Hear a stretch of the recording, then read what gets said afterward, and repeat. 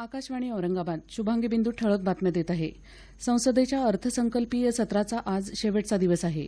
2 भागात पार पडलेल्या या सत्राचा पहिला भाग 31 जानेवारी ते 9 फेब्रुवारी या कालावधीत झाला होता, तर दुसरा भाग 9 मार्चला सुरू झाला होता. या सत्रात आतापर्यंत लोकसभेत 21 तर राज्यसभेत 14 विधेयकं मंजूर झाली.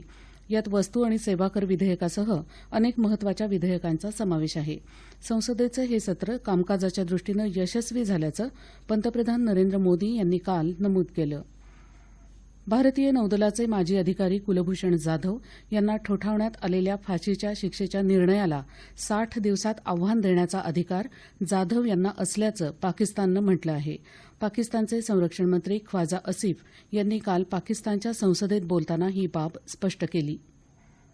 हेरगिरीच्या आरोपावरून भारतामध्ये 12 वर्षांची शिक्षा भोगणाऱ्या साजिद मुनीर या पाकिस्तानी हेरानं स्वदेशी परत जाण्यास नकार दिल्याचं वृत्त आहे.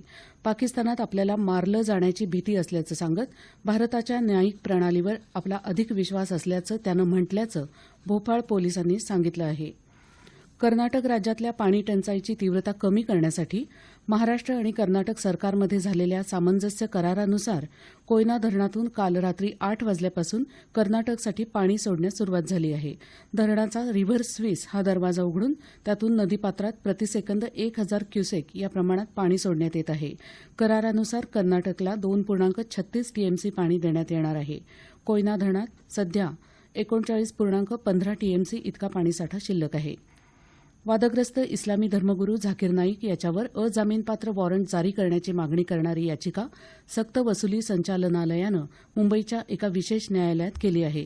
नाईकच्या विरोधात दाखल असलेल्या मनी लॉन्ड्रिंगच्या गुन्ह्यांसंदर्भात वारंवार समन बजावूनही तो हजर होत नसल्यानं आता त्याच्याविरुद्ध अजामीनपात्र वॉरंट जारी करावं अशी मागणी या याचिकेत केली आहे.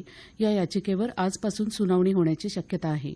संक्षिप्त बातमीपत्र संपलं. आमचं यानंतरचं बातमीपत्र दुपारी 1 वाजता.